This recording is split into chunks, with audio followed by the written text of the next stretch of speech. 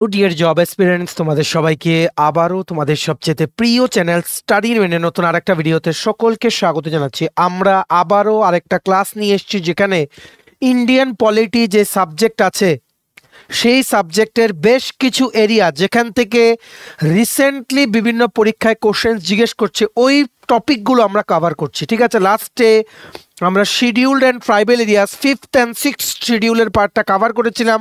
তোমরা আগের ভিডিওটা গিয়ে দেখে নিও, সেই ভিডিওটা দেখলে যা যা কভার করেছি এর বাইরে কিছু আসবে না। ঠিক আছে, তাছাড়া আরেকটা ছোট্ট টপিক যেটা বাকি রয়ে গেছে, যেটা আমাদের প্লে লিস্টে নেই, ইন্ডিয়ান পলিটির আমাদের চ্যানেলে ভিডিও নেই, সেই টপিকটা আমরা আজকের এই ভিডিওতে তোমাদের করাবো। এটা হচ্ছে special provisions for some states. বেশ কিছু কনফ্লিক্টস, বেশ কিছু ইন্টারেস্ট, মানে কি বলবো, ইন্টারেস্টকে দাম দেওয়ার জন্য time to time central government বা পার্লামেন্ট বিভিন্ন অ্যামেন্ডমেন্ট করে কনস্টিটিউশনে বেশ কিছু প্রভিশনস নিয়ে এসছে কিছু কিছু স্টেটের জন্য। ঠিক আছে, অ্যাকর্ডিং টু ভেরিয়াস আর্টিকেলস, যে আর্টিকেলসগুলোর ব্যাপারে কিন্তু প্রায়ই কিন্তু তোমাদের পরীক্ষাতে কিন্তু জিজ্ঞেস করে। সো শুধুমাত্র যেই পয়েন্টসগুলো জিজ্ঞেস করে সেই পয়েন্টসগুলো আমরা এই ভিডিওতে দেখব। ঠিক আছে, আর খুবই ছোট টপিক, যত তাড়াতাড়ি সম্ভব আমরা ক্লাসটা শেষ করে দেওয়ার চেষ্টা করবো, একটা ক্লাসেই পুরো টপিকটা শেষ। ঠিক আছে, আর মনে রাখবে এই ক্লাসগুলো তোমাদের আপকামিং ত্রিপুরা হাইকোর্টের group D, cook, LDC, PA, JRBT2, Tripura ইউনিভার্সিটির পরীক্ষা, তাছাড়া তোমাদের SSC, GD, CHSLMT, stenographer, railway NTPC, sten loco pilot group D, software, TRLM, tehsildar, Tripura forest guard, Tripura police sub inspector constable, সমস্ত আপকামিং চাকরির লিখিত পরীক্ষা বা ইন্টারভিউর জন্য ভেরি ভেরি ইম্পর্টেন্ট, কারণ এগুলো থেকে লেটেস্ট একদম এগুলো কোশ্চেন্স কিন্তু আসছেই। ঠিক আছে, ম্যাক্সিমাম শেয়ার করে দিও। তাছাড়া তোমরা যারা টিপিএসসি কম্বাইন্ড 3 পরীক্ষা দেবে, ইলেকশন ইন্সপেক্টর, রেভিনিউ ইন্সপেক্টর, তোমাদের জন্য কিন্তু এই ক্লাসগুলো খুব খুব গুরুত্বপূর্ণ। ঠিক আছে, ম্যাক্সিমাম শেয়ার করে দিও তোমাদের ফ্রেন্ডস রিলেটিভ যারাই বিভিন্ন সরকারি চাকরির প্রতিযোগিতামূলক পরীক্ষার জন্য প্রিপারেশন নিচ্ছে, সবাই যাতে এই ক্লাসটা করে নিজেদের প্রিপারেশনটা যাতে কিছুটা হলেও যাতে বুস্ট করে নিতে পারে। ঠিক আছে, চলো শুরু করছি। Before I begin this video ছোট্ট একটা কথা বলে দিই, তোমরা যদি এমন এক্সপিরিয়েন্ট হও যাতে ত্রিপুরা সংক্রান্ত রেগুলার সরকারি ফিক্সড পে, প্রাইভেট, কন্ট্রাকচুয়াল চাকরির জেনুইন আপডেট ইনফরমেশন লাগবে, বা এই চাকরিগুলো লিখিত পরীক্ষা বা ইন্টারভিউ প্রিপারেশন করার জন্য ফ্রি ইউটিউব ক্লাসেস লাগবে, বা latest news, current affair, GK, এই সমস্ত ট্রেন্ডিং টপিক্স নিয়ে ইজি ওয়েতে জানার তোমাদের ইন্টারেস্ট আছে, then you are the right platform. তোমরা আমাদের চ্যানেল স্টাডি ইউনিট এক্ষুনি সাবস্ক্রাইব করে সাইডের নোটিফিকেশন বেল কিন্তু অবশ্যই তোমরা ক্লিক করে রাখতে বলুন। আমাদের Facebook page, Telegram group, WhatsApp channel সবকিছু লিঙ্ক আমার নিচে ডিসক্রিপশন বক্সে দিয়ে তোমাদের ইচ্ছা হলে তোমরা এগুলো ফলো করতে পারো বা জয়েন করতে পারো, ওখানে আমরা সমস্ত আপডেট লাইনে আমরা শেয়ার করে থাকি। ঠিক আছে, আচ্ছা তোমাদের সাথে শুরু করার আগে একটা নিউজ শেয়ার করি। গতকালকে ছিল মেরি ক্রিসমাস 2024। সো এই ক্রিসমাস উপলক্ষে আমরা কমপ্লিট ডিসকাউন্ট অফার লঞ্চ করেছিলাম আমাদের সমস্ত প্রিমিয়াম কোয়ালিটি কম্পিটিটিভ এক্সামের নোটসগুলোর উপরে, যেমন TPSC combined 3, election inspector, revenue inspector, senior computer assistant আরেকটা আসছে, ওটার পরীক্ষা, ত্রিপুরা হাইকোর্টের সমস্ত রিক্রুটমেন্ট, ত্রিপুরা ইউনিভার্সিটির সমস্ত রিক্রুটমেন্ট, JRBT2 আপকামিং রিক্রুটমেন্ট, তারপর SSC, GD, CHSLMT, stenographer, railway NTPC, sten loco pilot group D, tehsildar, forest guard, Tripura police sub inspector constable, সমস্ত চাকরির পরীক্ষা ত্রিপুরার যেগুলো আছে ওইগুলোর কাছে আছে আমাদের কাছে কি ফুল সিলেবাস নোটস। আর এখন গতকালকে আর আজকে অ্যাট্রাকটিভ অফারে তোমরা এই নোটসগুলো নিতে পারো।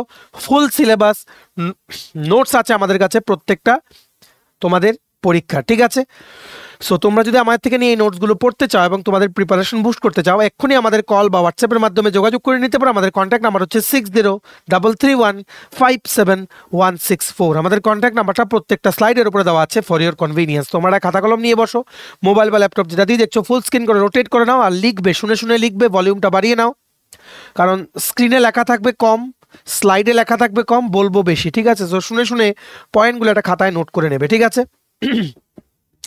আচ্ছা দেখো, প্রথম বলছি সেন্ট্রাল গভর্নমেন্ট আর স্টেট গভর্নমেন্টের মধ্যে কিন্তু সবসময় কিন্তু রিলেশন ভালো হলেই স্টেটগুলোতে, যেই সমস্ত স্টেটের সাথে সেন্ট্রালের রিলেশন ভালো, ঠিক আছে, একটা হেলদি রিলেশন, সেই সমস্ত স্টেটগুলোতে কিন্তু উন্নতি কিন্তু ভালো হয়, বেটার হয়। কারণ সব কিছু উন্নয়ন বলো বা তোমরা ডেভেলপমেন্ট বলো, সব কিছু একটাই জিনিস, সেটা হচ্ছে ফান্ড।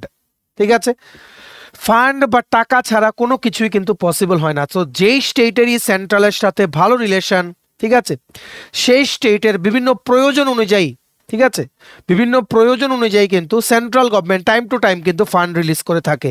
এইবার তোমরা যদি বলতে চাও যে তাহলে তোমরা কি বলবে, সেন্টার আর স্টেটের মধ্যে যেই রিলেশন আছে, সম্পর্কটা আছে, এটা কি রকম ভাবে বলা যায়, বুকিশ নলেজে কি রকম ভাবে এটাকে বলা যায়, ঠিক আছে? তোমরা বলতে পারো this is type of quasi federal. Quasi federal মানে কমপ্লিটলি ফেডারেল না, কোয়াসি অলমোস্ট ফেডারেল এমন বলতে পারো তোমরা, ঠিক আছে? কিছু কিছু জায়গায় আছে, কিছু কিছু জায়গায় নেই। যেমন স্টেট যেগুলো আছে, রাজ্য যেগুলো আছে, ঠিক আছে, ওদের কিন্তু অটোনমি নেই, মানে স্বাধীনভাবে বেশ কিছু জায়গায় এরা কিন্তু ডিসিশন নিতে পারে না, সেন্ট্রাল গভর্নমেন্টের সাথে পরামর্শ করেই কিন্তু নিতে হয়, ঠিক আছে? তেমনিভাবে এটা দেখা যায় ভারতের যে সংবিধান আছে, কনস্টিটিউশন, কিছু কিছু ক্ষেত্রে সেন্ট্রাল গভর্নমেন্টের আইনি কার্যকর হবে, সেন্ট্রাল গভর্নমেন্ট বা পার্লামেন্ট যেটাই বলবে এটাই স্টেটের বিধানসভার ওপর বা বিধানসভার মানতে হবে, স্টেটের মানতে হবে। এই রকম কিছু জিনিস কিন্তু কনস্টিটিউশন অফ ইন্ডিয়া কিন্তু আমাদেরকে বলে। সো তোমরা বলতে পারো সেন্ট্রাল আর স্টেটের মধ্যে কোয়াসি ফেডারেল রিলেশন আছে। আর আরেকটা জিনিস মনে রাখবে, 7th শিডিউল, লাস্ট ক্লাসে আমরা 5th and 6th শিডিউল পড়েছিলাম। 7th শিডিউলে কি আছে? Concurrent list. এই কনকারেন্ট লিস্ট মানে কি? কনকারেন্ট লিস্ট হচ্ছে সেগুলো যেগুলো নাকি কমন ইন্টারেস্ট, মানে যেই সমস্ত কনকারেন্ট লিস্টে যে এরিয়াসগুলো থাকবে ওইগুলোতে central government plus state government দুজনেরই সমানভাবে জুরিসডিকশন আছে, সমানভাবে মিউচুয়াল ইন্টারেস্ট আছে, ঠিক আছে? মানে এই লিস্টে যা যা থাকবে সবগুলোতে সেন্ট্রাল আর স্টেটের সমানভাবে ইন্টারেস্ট, সমানভাবে এগুলোর জন্য আইন বানাতে পারে, ঠিক আছে? এই রকম তোমরা বলতে পারো, ঠিক আছে? কিন্তু যদি কোনো কনফ্লিক্ট হয়, যদি কোনো ঝামেলা হয় যে পার্লামেন্ট একটা বলছে আবার স্টেট লেজিসলেটিভ অ্যাসেম্বলি আরেকটা বলছে, ওই ক্ষেত্রে কনস্টিটিউশন অফ ইন্ডিয়া বলে যে according to 7th schedule of the Indian constitution union law কিন্তু মানতে হবে। যদি কোনো কনফ্লিক্ট হয় বিটুইন পার্লামেন্ট অ্যান্ড স্টেট, তাহলে পার্লামেন্ট যেটা বা ইউনিয়ন গভর্নমেন্ট, সেন্ট্রাল গভর্নমেন্ট যেটা বলে সেটাই কিন্তু মানতে হবে। তার জন্যই বলে যে little bit tilted towards centre, ঠিক আছে? কনস্টিটিউশন অফ ইন্ডিয়া যদি স্পেশাল রেফারেন্স বলো মানে কি বলবো, রিলেশন বিটুইন সেন্টার এন্ড স্টেটের ক্ষেত্রে constitution of India is little bit tilted towards the central government, ঠিক আছে?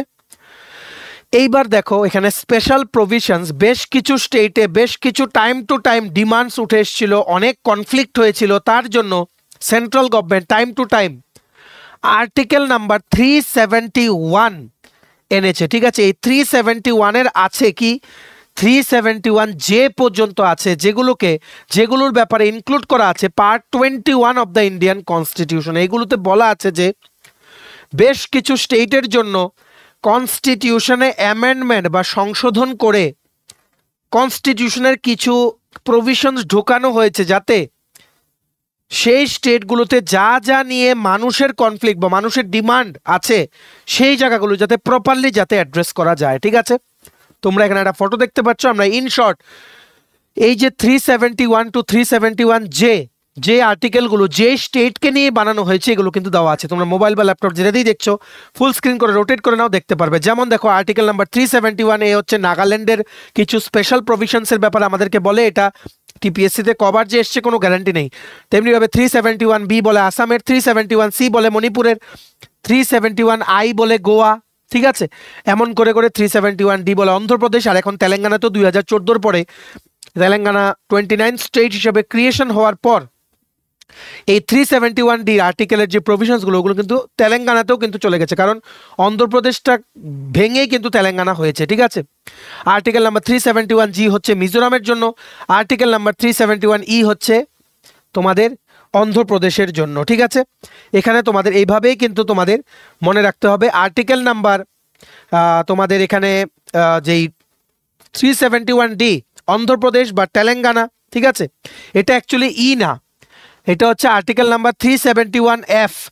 আর্টিকেল নাম্বার 371F যেটা, এটা সিকিমের জন্য, ফটোটাতে একটু ভুল দেওয়া আছে।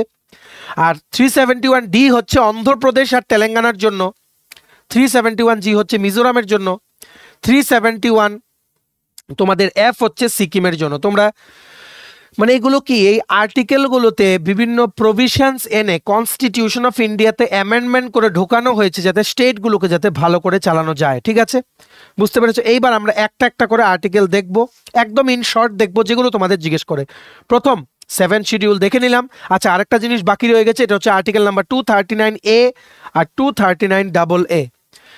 এগুলো জেনে রাখো, বাই চান্স যদি জিজ্ঞেস করে। ঠিক আছে, 239A আমাদেরকে বলে যে একটা লোকাল লেজিসলেচার থাকতে হবে for union territory of Puducherry বা পন্ডিচেরির স্টেটের জন্য, বা সরি পন্ডিচেরি ইউনিয়ন টেরিটরির জন্য একটা লেজিসলেশন সিস্টেম থাকতে হবে, লোকাল লেজিসলেশন থাকতে হবে, লোকাল লেজিসলেটার থাকতে হবে। কারণ ইউনিয়ন টেরিটরিগুলোকে কিন্তু সেন্ট্রাল গভর্নমেন্টই কিন্তু বা সেন্টারই কিন্তু রান করে, প্রেসিডেন্টের হুকুমে বা আদেশে কিন্তু লেফটেন্যান্ট গভর্নর কিন্তু রান করেন।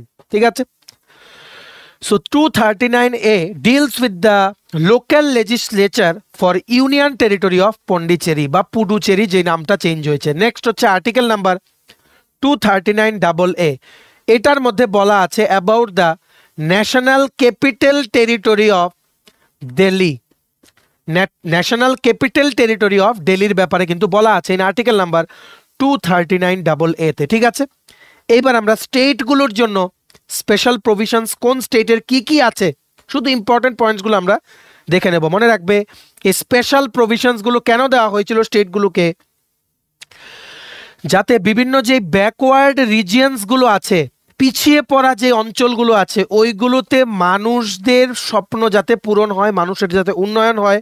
ঠিক আছে, স্পেসিফিক্যালি ট্রাইবাল মানুষদের কালচার, ল্যাঙ্গুয়েজ আর ইকোনমিক ইন্টারেস্ট যাতে সার্ভ হয়, মানে আর্থিক দিকে যাতে উন্নয়ন হয়। ঠিক আছে, তাছাড়া সেই সমস্ত স্টেটে যেখানে এই আর্টিকেলগুলো আছে বা আর্টিকেলগুলো বা অ্যামেন্ডমেন্ট করে আর্টিকেলগুলো আনা হয়েছে কনস্টিটিউশনে, সেই স্টেটগুলো লোকাল মানুষ যারা আছে এদের যাতে ইন্টারেস্টটা, মানে কি বলবো, মানে এদের যা ইচ্ছা আছে ওটা যাতে প্রাধান্য দেওয়া হয়, সোজা কথা। ঠিক আছে, আর আরেকটা মেইন কথা হচ্ছে তোমাদের মেইন কথা হচ্ছে কিছু ডিস্টার্বড এরিয়াস ছিল, যেমন Nagaland.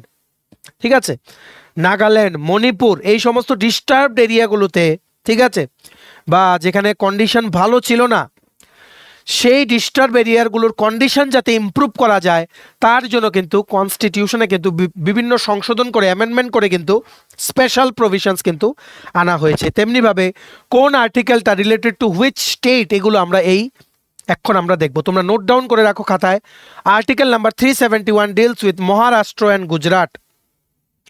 Article number 371 deals with Maharashtra and Gujarat. ঠিক আছে, এই আর্টিকেল আমাদেরকে বলে যে প্রেসিডেন্ট অফ ইন্ডিয়া, ভারতের যিনি রাষ্ট্রপতি, ঠিক আছে, উনি অর্ডার করতে পারেন গভর্নরকে বা রাজ্যপালকে এই স্টেটগুলোর যাতে করে ডেভেলপমেন্ট বোর্ড সেপারেটলি যাতে বানানো হয় মহারাষ্ট্র আর গুজরাটের জন্য। কি বলেছি? ডেভেলপমেন্ট বোর্ড যাতে বানানো হয় মহারাষ্ট্র আর গুজরাটের জন্য। বুঝতে পেরেছো?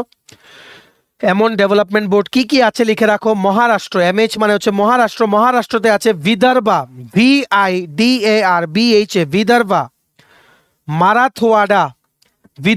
মারাথওয়াডা আর রেস্ট অফ মহারাষ্ট্র। ঠিক আছে, তেমনি ভাবে গুজরাটের জন্য যে যে স্পেশাল ডেভেলপমেন্ট বোর্ডস আছে বর্তমানে, এগুলো হচ্ছে সৌরাষ্ট্র, কাচ অ্যান্ড রেস্ট অফ গুজরাট। ঠিক আছে, ডেভেলপমেন্ট বোর্ড বানানো হয়েছে যেগুলো এই এরিয়াগুলোর যাবতীয় উন্নয়নের ব্যাপারটা কিন্তু দেখে। ঠিক আছে, এটা কি প্রেসিডেন্ট, রাষ্ট্রপতি, ভারতের রাষ্ট্রপতি অ্যাকর্ডিং টু দ্য আর্টিকেল 371 এই স্টেটের গভর্নরকে পারমিশন দিয়েছে, উনি যাতে অথরাইজ করে, উনি যাতে পারমিশন দেয়, উনি যাতে অ্যাপ্রুভ করে এই স্টেটগুলোর জন্য এই ডেভেলপমেন্ট বোর্ডসগুলো বানানোর জন্য। ঠিক আছে, আশা করি তোমরা বুঝতে পেরেছো। তাছাড়া ফান্ড অ্যালোকেশনে যাতে ঠিকঠাকভাবে হয়, ডেভেলপমেন্ট যে এক্সপেন্ডিচার হবে, ঠিক আছে, এডিকুয়েট ফেসিলিটিস যাতে দেওয়া হয়, মানে ঠিক আছে। আর এই ডেভেলপমেন্ট বোর্ডসগুলো কি করে কাজ করছে, এগুলোর অ্যানুয়াল রিপোর্ট প্রত্যেক বছর স্টেট অ্যাসেম্বলির কাছে কিন্তু দিতে হবে, প্রত্যেক বছর স্টেট অ্যাসেম্বলির কাছে দিতে হবে।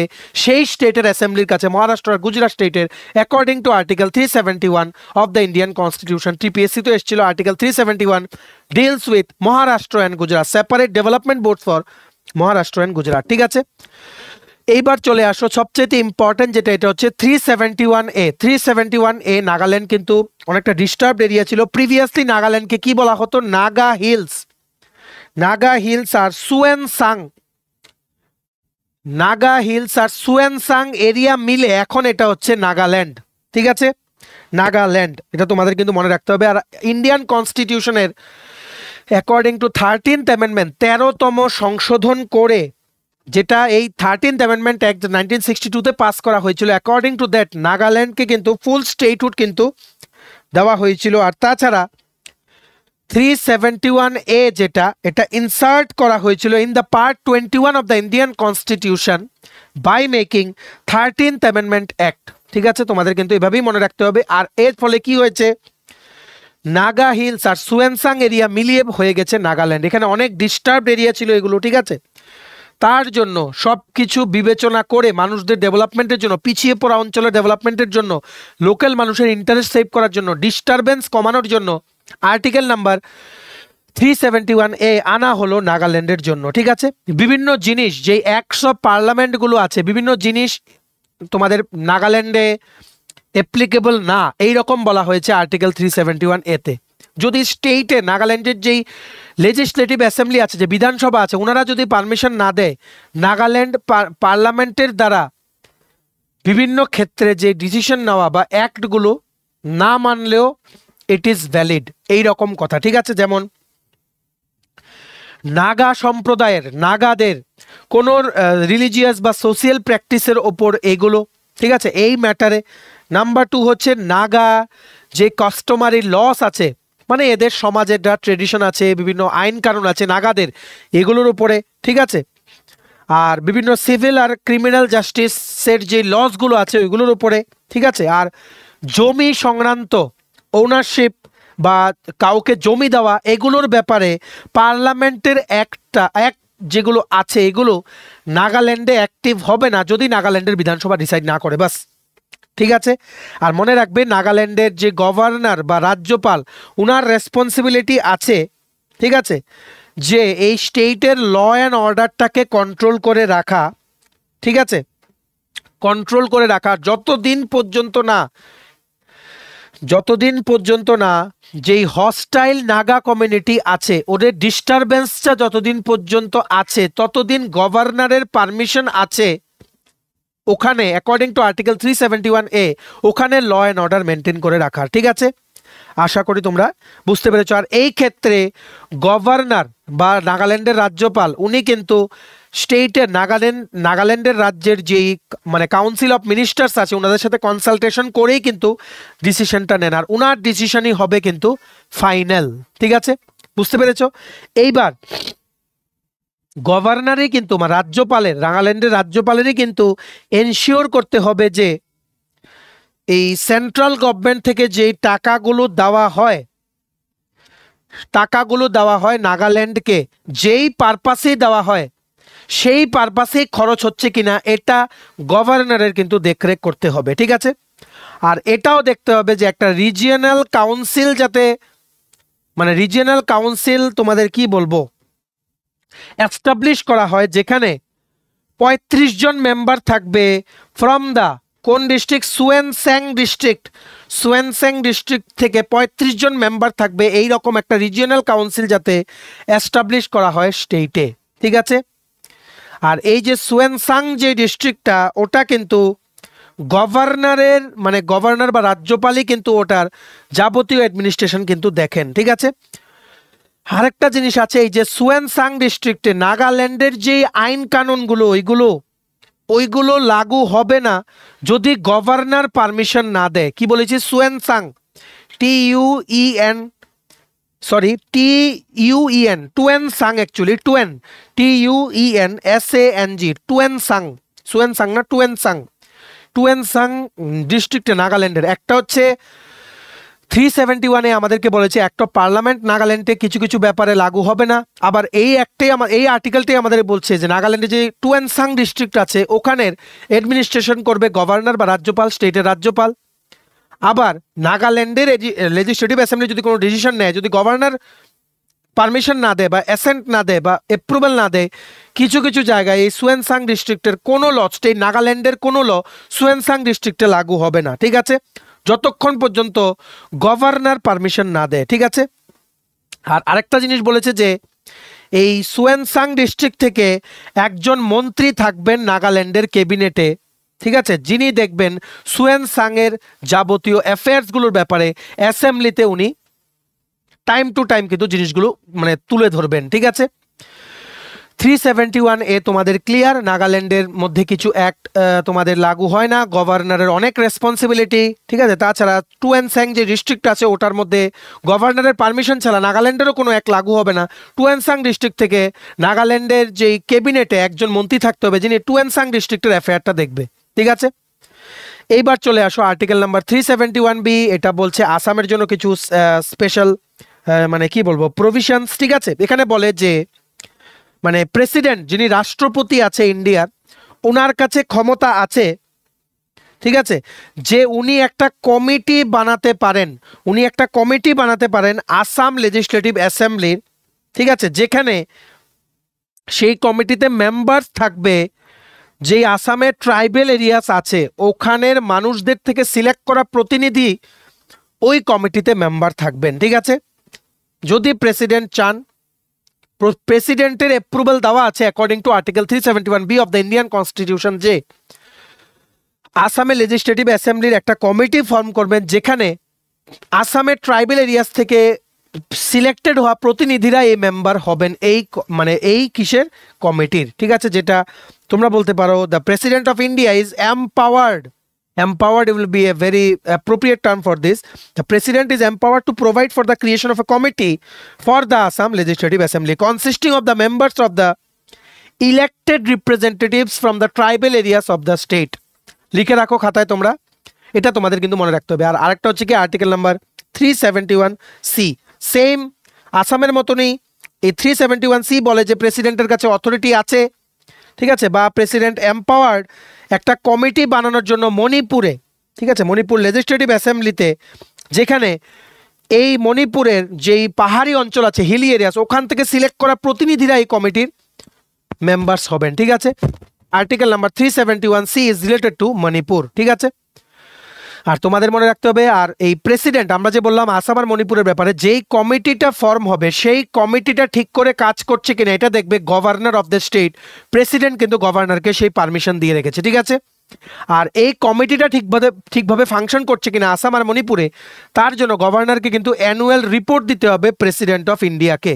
ঠিক আছে, regarding the administration of hilly areas. ঠিক আছে, এটা তোমাদের কিন্তু মনে রাখতে হবে। আর এই রিপোর্ট অনুযায়ী সেন্ট্রাল গভর্নমেন্ট যদি কোনো রিকমেন্ডেশন করে স্টেট গভর্নমেন্টকে এই হিলি এরিয়াসগুলোর মানে স্পেসিফিক্যালি মণিপুরের ক্ষেত্রে যে হিলি এরিয়াসগুলোর অ্যাডমিনিস্ট্রেশনে কোনো চেঞ্জেস লাগবে, দেন স্টেট গভর্নমেন্ট অফ মণিপুরের কিন্তু এটা মেনে চলতেই হবে। ঠিক আছে, বুঝতে পেরেছো? আর্টিকেল নাম্বার অনেকগুলো আর্টিকেল বললাম, 239A, 239AA, 371 to 371J, যেটার মধ্যে 371 is related to Maharashtra and Gujarat, 371A is related to Nagaland, 371B Assam, 371C Manipur. এবার আমরা রিমেনিং গুলো দেখে নেব কুইকলি। আর্টিকেল নাম্বার 371D, মনে রাখবে এই আর্টিকেল নাম্বার 371D এটা 1973 সনে 73তে 32nd অ্যামেন্ডমেন্ট করে কনস্টিটিউশন অফ ইন্ডিয়াতে আর্টিকেল নাম্বার 371D মানে ইন্ট্রোডিউস করা হয়েছিল। ঠিক আছে, এটা লাগু হয় এখন অন্ধ্রপ্রদেশ আর তেলেঙ্গানা স্টেটের জন্য। কি বলেছি? অন্ধ্রপ্রদেশ আর তেলেঙ্গানা স্টেটের জন্য। মনে রাখবে তেলেঙ্গানা স্টেট ফর্ম হয়েছিল অন 2nd জুন 2024। 2014 2nd জুনে কিন্তু ফর্ম হয়েছিল Telangana state by the state reorganisation act.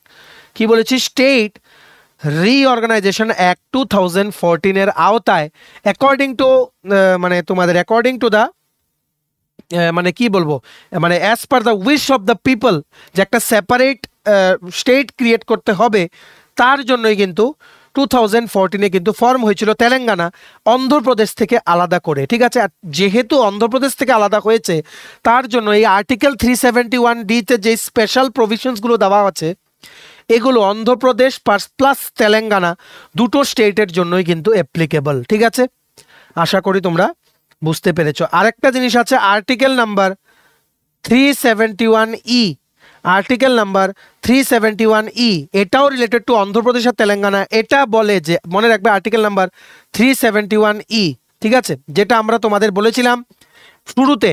ঠিক আছে, 371E এটা actually F 371F is for Sikkim, 371E-টাকে তুমি অন্ধ্রপ্রদেশের জন্য বলতে পারো না। কেন?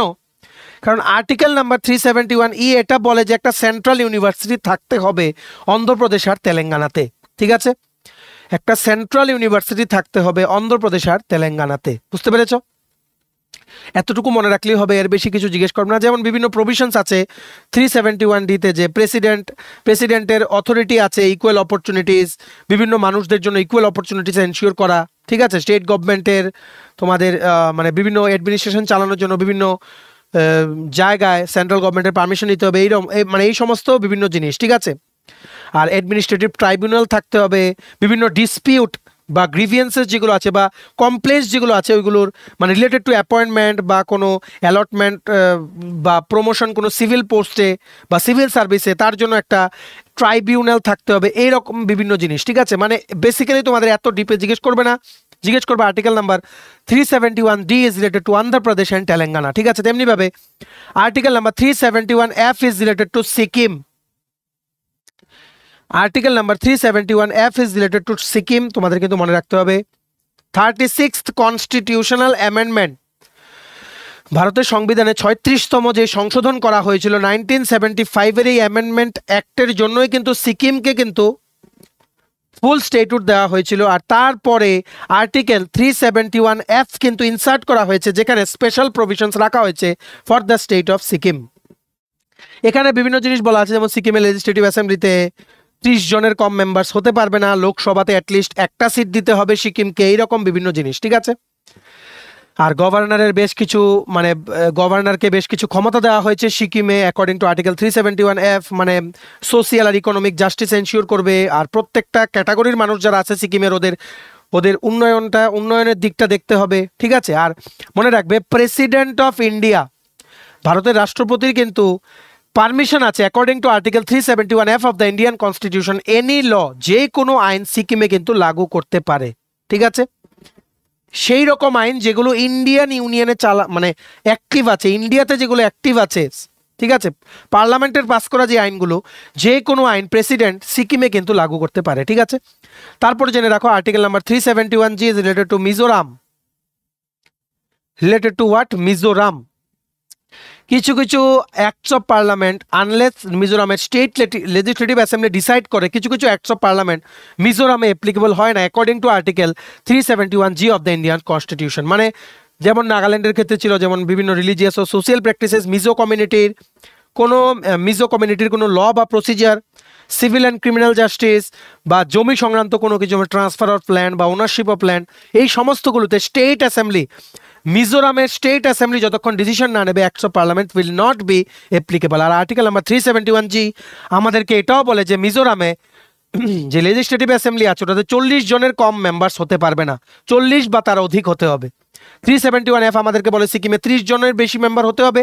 371G আমাদেরকে বলে মিজোরামে 40-এর বেশি মেম্বার হতে হবে, 40 বা তার ঊর্ধ্বে মেম্বার হতে হবে in the state legislative assembly. ঠিক আছে, তেমনিভাবে 371H আমাদেরকে বলে about the special provisions for the state of Arunachal প্রদেশের ব্যাপারে। ঠিক আছে, আর এই 371H বলে যে সেই স্টেটের যিনি রাজ্যপাল, ওনারই কিন্তু স্পেশাল দায়িত্ব, রেসপন্সিবিলিটি সেই স্টেটে ল অ্যান্ড অর্ডার মেনটেন করার। ঠিক আছে, আর আরেকটা জিনিস বলে 371H যে লেজিসলেটিভ অ্যাসেম্বলিতে 30 জনের কম বেশি মেম্বার হতে পারবে না in the Arunachal Pradesh legislative assembly. ঠিক আছে, তেমনিভাবে 371I আমাদেরকে বলে গোয়া স্টেটের ব্যাপারে, স্মলেস্ট স্টেটের ব্যাপারে বলে। গোয়া বলে যে এই গোয়া লেজিসলেটিভ অ্যাসেম্বলিতে বা বিধানসভায় সিট আছে, সেটা সিটের সংখ্যা 30টা বা তার ঊর্ধ্বে কিন্তু হতে হবে, 30-এর কম কিন্তু হতে পারবে না। ঠিক আছে, not less than 30 members. Last হচ্ছে আর্টিকেল নাম্বার 371J, এটা বলে special provisions for the state of Karnataka, বলে আমাদের 371J। ঠিক আছে, প্রেসিডেন্ট অফ ইন্ডিয়া, কর্ণাটকার গভর্নর যিনি আছেন, উনাকে স্পেশাল পারমিশন দিয়ে রেখেছে যাতে করে ডেভেলপমেন্ট বোর্ড গঠন করতে পারে। ঠিক আছে, ডেভেলপমেন্ট বোর্ড যাতে গঠন করতে পারে, কোথায়? হায়দ্রাবাদ, কর্ণাটকা যে রিজিয়নটা আছে ওই জায়গাতে। ঠিক আছে, আর সেই বোর্ডটা কি করে কাজ করছে সেই রিপোর্টটা যাতে স্টেটের যে বিধানসভা আছে ওই বিধানসভায় প্রত্যেক বছর যাতে দেওয়া হয়। ঠিক আছে, আর পর্যাপ্ত পরিমাণে যাতে ফান্ড অ্যালোকেট করা হয় সেই ডেভেলপমেন্ট বোর্ডটা, যেটা হায়দ্রাবাদ কর্ণাটকা রিজিয়নে বানানো হবে, ঠিক আছে। আর বিভিন্ন রিজার্ভেশনের ব্যাপারেও কিন্তু বলে। স্পেসিফিক্যালি 371 আমাদেরকে বলে যে ডেভেলপমেন্ট বোর্ড থাকতে হবে হায়দ্রাবাদ কর্ণাটকা রিজিয়নে। সো তোমরা বলতে পারো 371 is related to the state of Karnataka, ঠিক আছে। সো তোমরা এখানে একটা ফটো দেখতে পাচ্ছ, এই ফটোটার মধ্যে তোমরা জুম করে দেখতে পারো, এখানে বিভিন্ন প্রভিশনসগুলো ম্যাপ দিয়ে দিয়ে কিন্তু আমরা দেখানোর চেষ্টা করেছি, ঠিক আছে। সো এই ছিল এই টপিকটা শেষ। এর বাইরে কোনো কোশ্চেন তোমাদের কোনো পরীক্ষা আসবে না, এটা আমরা তোমাদের গ্যারান্টি দিলাম এই টপিক থেকে, ঠিক আছে। সো ম্যাক্সিমাম শেয়ার করে দিও ক্লাসের ভিডিও লিঙ্কটা বিভিন্ন হোয়াটসঅ্যাপ, ফেসবুক, টেলিগ্রাম গ্রুপের মাধ্যমে তোমাদের বন্ধুবান্ধব, ফ্রেন্ডস, রিলেটিভ সবাই যাতে এই ক্লাসটা করে নিজেদের প্রিপারেশনটা যাতে বুস্ট করে নিতে পারে, ঠিক আছে। ভিডিওটা এতটুকু দেখে থাকলে থ্যাঙ্কস ফর ওয়াচিং। আর ভালো লাগলে অবশ্যই লাইক করে দিও। আর তোমার যদি আপকামিং সমস্ত কম্পিটিটিভ এক্সাম যেমন TPSC, SSC, railway, dental college, NABARD, high court, bank, মনে রাখবে আমরা যা যা পড়াচ্ছি সবগুলো আমাদের ইন্ডিয়ান পলিটি নোটসে আছে, যেগুলো ফুল সিলেবাস নোটস নিলে কোনো পরীক্ষা ওগুলোর সাথে কিন্তু দিয়ে দেওয়া হয়, ঠিক আছে। JRBT, tehsildar, forest guard, Tripura police sub inspector, constable, সমস্ত ত্রিপুরা ইউনিভার্সিটি রিক্রুটমেন্ট, সমস্ত আপকামিং রিক্রুটমেন্টের জন্য আমাদের এখন ডিসকাউন্ট অফার চলছে গতকালকে আর আজকে। সো এই অফারে তোমায় যদি সবগুলো সাবজেক্টের নোটস নিয়ে আমাদের থেকে পড়তে হয় এবং তোমাদের প্রিপারেশন বুস্ট করতে হয়, এক্ষুনি আমাদের কল বা হোয়াটসঅ্যাপের মাধ্যমে যোগাযোগ করে নিতে পারো। আমাদের কন্ট্যাক্ট নাম্বার হচ্ছে 6033157164। আমাদের চ্যানেলটা অবশ্যই সাবস্ক্রাইব করে দিও যদি ত্রিপুরা সংক্রান্ত সমস্ত রকমের latest news, current affair, GK, চাকরি সংক্রান্ত সমস্ত গুরুত্বপূর্ণ আপডেট যদি তোমাদের একটা প্ল্যাটফর্মে লাগে, তুমি আমার চ্যানেলটা এক্ষুনি সাবস্ক্রাইব করে রাখো, ঠিক আছে। আমাদের Facebook page, Telegram group, WhatsApp channel সবকিছু লিঙ্ক আমরা নিচে ডেসক্রিপশন বক্সে দিয়ে তোমাদের চ্যানেল, তোমরা এগুলো ফলো করতে পারো বা জয়েন করতে পারো। ওখানে আমরা সমস্ত আপডেট জেনারেলি আমরা শেয়ার করে থাকি, ঠিক আছে। চলো সবাই ভালো থাকবে, প্রিপারেশন নিতে থাকো, সমস্ত আর্জেন্ট আপডেটের জন্য স্টাডি রুমকে কিন্তু ফলো করতে ভুলো না। আমরা তোমাদের পেছনে সাপোর্ট সিস্টেম আছে, তোমরা সবাই সামনের দিকে এগিয়ে যাও। চলো have a nice day, keep preparing, stay tune, take care and bye by.